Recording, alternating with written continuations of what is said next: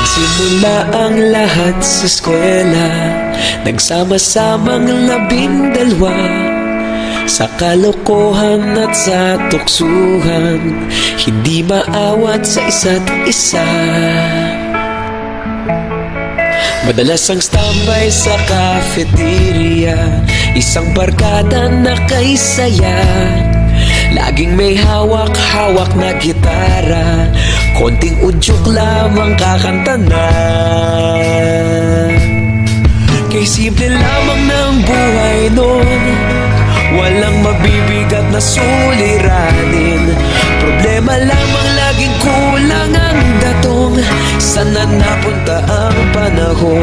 Sana nga ba? Sana nga ba? Sana napunta ang panahon? Sana nga ba? Sana nga ba?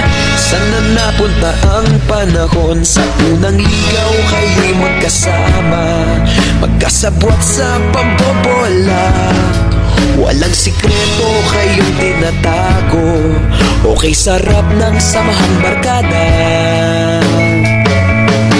Nagkawatakan na sa kolehiyo, kanya-kanya na ang nilakaran. Kahit minsan na lang kung magkita, pagkakaibigay hindi nawala. At kung saan na napadpad ang ilan, sa dating eskwela meron din naiwan. Meron pa ng mga ilang nawala na lang, nakakamiss ang dating samahan. Sana nga ba?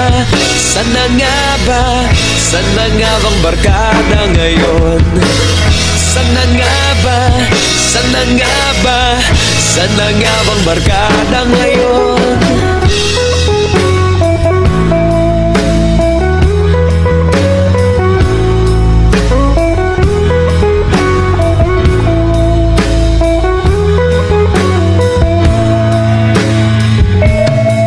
Ilang taon din ang nakalipas, wala pa sa aming tatay na nagsusumikap upang yumaman at guminhawang kinabukasan.